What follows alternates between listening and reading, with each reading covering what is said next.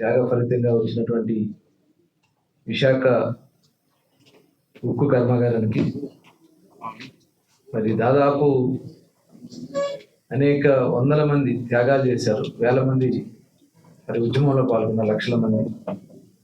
సుదీర్ఘంగా సాగినటువంటి పోరాటంలో మరి విశాఖ ఉక్కును సాధించుకున్నాం. ఆంధ్రులందరూ కూడా గర్వంగా చెప్పుకునేవాళ్ళం విశాఖ ఉక్కు ఆంధ్రులు అంటేనే. మరి అలాంటి ఉక్కు కర్మాగారాన్ని తిరిగి మళ్ళీ గౌరవ ముఖ్యమంత్రి వర్యులు నారా చంద్రబాబు నాయుడు గారు సారథ్యంలో తిరిగి మళ్ళీ ఆ ఉక్కు కర్మాగారానికి కేంద్రం నుంచి దాదాపు 11,400 కోట్ల రూపాయలు ప్రత్యేకంగా మరి కేంద్రం కేటాయించినందుకు ప్రధానమంత్రి నరేంద్ర మోడీ గారికి, అలాగే అమిత్ షా గారికి, అదేవిధంగా గౌరవ ముఖ్యమంత్రి వర్యులు నారా చంద్రబాబు నాయుడు గారికి, మరి సెంట్రల్ యూనియన్ మినిస్టర్ కుమారస్వామి గారికి, అలాగే శ్రీనివాస్ వర్మ గారికి, కేంద్ర మంత్రులు, ఆంధ్ర రాష్ట్ర కేంద్ర మంత్రులు, అలాగే రామ్మోహన్ నాయుడు గారు, మరి పవన్ కళ్యాణ్ గారికి, అందరికి కూడా ప్రత్యేకంగా స్థానికంగా నాయకులు ఆనాడు చేసినటువంటి పోరాట పటిమ. మరి రాష్ట్ర పార్టీ అధ్యక్షులు అయితే ఆమరణ నిరాహార దీక్ష చేశారు పల్లా శ్రీనివాస్ గారు, మరి గంటా శ్రీనివాసరావు గారు, ఇంకా అందరూ కూడా రాజీనామాలు కూడా చేశారు. ఆ రోజున ఎమ్మెల్యే పదవులు కూడా త్యాగం చేయడానికి కూడా సిద్ధపడ్డారు. మేమందరూ కూడా రాష్ట్ర వ్యాప్తంగా పోరాటం చేశాం.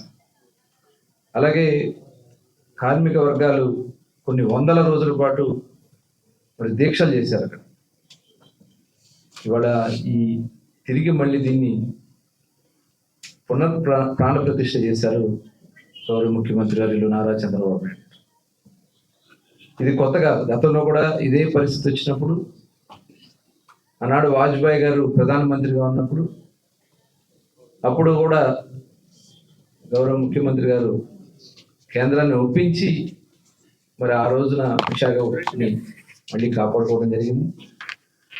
ఇవాళ మనం చూసిన 5 సంవత్సరాలు మరి వైఎస్ఆర్ పార్టీ నాయకులు, ముఖ్యమంత్రి జగన్మోహన్ రెడ్డి కబ్జా చేయాలని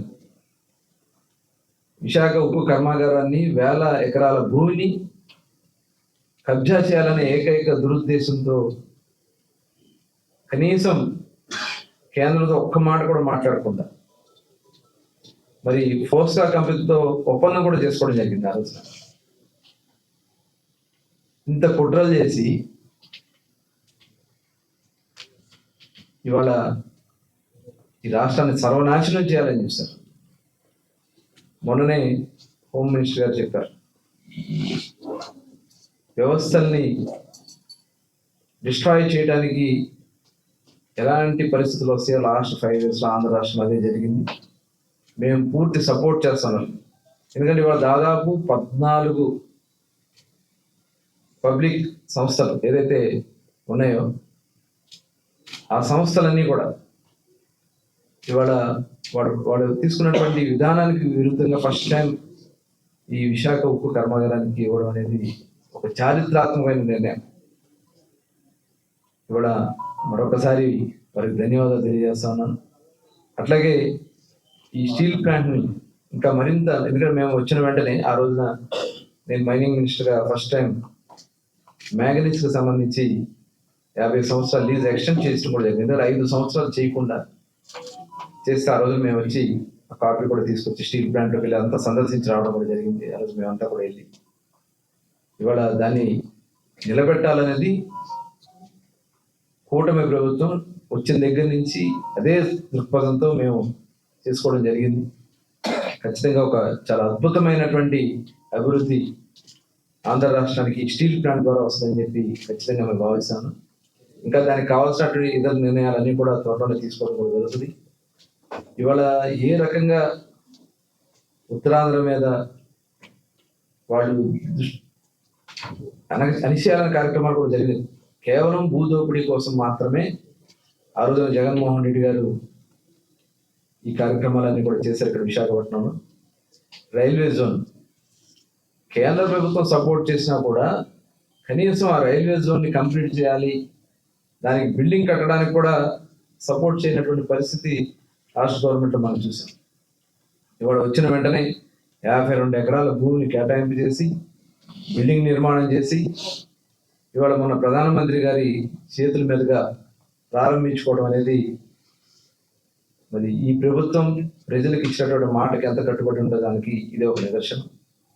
అదేవిధంగా భోగాపురం విమానాశ్రయం, ఆ రోజు చంద్రబాబు నాయుడు గారు ఒక ఇంటర్నేషనల్ ఎయిర్పోర్ట్ ఇక్కడ అవసరం, దానికి భోగాపురంలో నిర్మాణం చేయడానికి భూమి కూడా ఆ రోజున మరి ఎక్వైర్ చేసి పెట్టుకోవడం జరిగింది. జగన్మోహన్ రెడ్డి వచ్చి దాన్ని 500 ఎకరాలు తగ్గించడం జరిగింది. ఇవాళ పనులు కూడా మరి ప్రభుత్వం వచ్చిన ఫాస్ట్గా చేస్తున్నాం. అతి త్వరలోనే అది కంప్లీట్ చేయడానికి కావాల్సినటువంటి అన్ని అడ్డంకులను తొలగిస్తూ మరి ముందుకెళ్ళడం కూడా జరుగుతుంది. దాదాపు 99% ఎర్త్ వర్క్ అంతా పూర్తయింది. రన్వే కూడా దాదాపు 65% పనులు పూర్తయినాయి. 39% టెర్మినల్ పనులు అయినాయి. ఇవన్నీ కూడా త్వరలోనే పూర్తి చేసుకోవడం కూడా జరుగుతుంది. అదేవిధంగా మొన్న ప్రధానమంత్రి నరేంద్ర మోడీ గారు దాదాపు 2 లక్షల కోట్ల రూపాయల అభివృద్ధి కార్యక్రమాలకి ప్రారంభోత్సవాలు, శంకుస్థాపన చేయడం జరిగింది. దాంట్లో ప్రధానమైనది గ్రీన్ హైడ్రోజన్. ఇవాళ రెన్యూబుల్ ఎనర్జీలో ఆంధ్ర రాష్ట్రం దేశానికే ఒక ఆదర్శంగా నిలబడింది. డెఫినెట్గా భవిష్యత్తులో కూడా గ్రీన్ ఎనర్జీలో ఆంధ్ర రాష్ట్రం గ్రీన్ హైడ్రోజన్, ఇవాళ రెన్యూబుల్ ఎనర్జీలో ఆంధ్ర రాష్ట్రం దేశానికే ఒక ఆదర్శంగా నిలబడింది. డెఫినెట్గా భవిష్యత్తులో కూడా గ్రీన్ ఎనర్జీలో ఆంధ్ర రాష్ట్రం ఖచ్చితంగా ప్రపంచంలోనే ఒక ఆదర్శమైనటువంటి ప్రాంతంగా గ్రీన్ ఎనర్జీలో ఉంటుంది. మన సుదీర్ఘమైనటువంటి తీర ప్రాంతం ఉంది, చక్కటి అవకాశాలు ఉన్నాయి. ఇవన్నీ కూడా మరి ఉత్తరాంధ్ర అభివృద్ధిలో భాగంగా కేటాయించుకోవడం జరిగింది. అలాగే బల్క్ డ్రగ్ పార్క్, ఇవాళ ఈ బల్క్ డ్రగ్ పార్క్ కూడా త్వరలోనే మరి అక్కడ పార్క్ని ఏర్పాటు చేయడానికి కూడా అన్ని కార్యక్రమాలు కూడా జరుగుతున్నాయి. అదేవిధంగా మరి మిట్టల వాళ్ళకి సంబంధించినటువంటి ఈరోజు దావోస్లో కూడా గౌరవ ముఖ్యమంత్రి గారి చేతుల మీదుగా 17.8 మిలియన్ టన్నుల సామర్థ్యంతో గ్రీన్ ఫీల్డ్ స్టీల్ ప్లాంట్ మరి ఇక్కడ ఏర్పాటు చేయబోతున్నారు. ఇవాళ దావోస్లో కూడా దాని మీద ఎంఓఏ రాసుకోవడం కూడా జరిగింది. ఇది నిజంగా స్టీల్ ప్లాంట్ హిస్టరీలోనే ఒక కొత్త అధ్యాయానికి, ఎందుకంటే లిక్విడ్ రూపేణ ఐరన్ ఓర్ తెచ్చుకోవడం జరుగుతుంది. ఎక్కడ కూడా పొల్యూషన్ ఉండదు. టోటల్ పైప్ లైన్ ద్వారా టోటల్ ఈ ఐరన్ ఓర్ అంతా కూడా తెచ్చి ఇక్కడ ప్రాసెస్ చేసి 17.8 మిలియన్ మెట్రిక్ టన్నుల సామర్థ్యంతో ఈ గ్రీన్ ఫీల్డ్ ఎయిర్పోర్ట్ని, ఈ గ్రీన్ ఫీల్డ్ స్టీల్ ప్లాంట్ని ఏర్పాటు చేయడం అనేది మరి ఆంధ్ర రాష్ట్ర భారతదేశంలోనే ఒక తలమానికంగా మరి విశాఖపట్నం స్టీల్ ప్లాంట్ మరొక అధ్యాయానికి శ్రీకారం చుట్టబోతోంది. అలాగే లాస్ట్ గవర్నమెంట్లో మనం చూసాం, జగన్మోహన్ రెడ్డి ఈ ప్రాంతం మీద కేవలం దోచుకోవాలనే కార్యక్రమాలకే శ్రీకారం చుట్టారు. ఆ రోజున ఋషికొండ 400 కోట్ల రూపాయలు, దగ్గర 500 కోట్ల రూపాయలతో ప్యాలెస్ కట్టారు. బోడిగుండు కొట్టి ప్రజాధనం, ప్రజలకు సంబంధించినటువంటి ధనాన్ని ఉపయోగించుకుని ఆయన గెస్ట్ హౌస్ కట్టుకోవడం కోసం ఆ కార్యక్రమాలు చేయడం. అట్లాగే దస్పల్లా భూములు దాదాపు 5,000 కోట్ల కుంభకోణాలకు పాల్పడ్డారు. దస్పల్లా భూములు, వాల్తేరు, చివరికి వాల్తేరు క్లబ్ ఎన్నో వందల సంవత్సరాలుగా ప్రజలకి అందుబాటులో ఉన్నటువంటి వాల్తేరు క్లబ్ను కూడా 1000 కోట్ల విలువ చేసి వాల్తేరు క్లబ్ కొట్టేయాలని ప్రయత్నం చేయటం.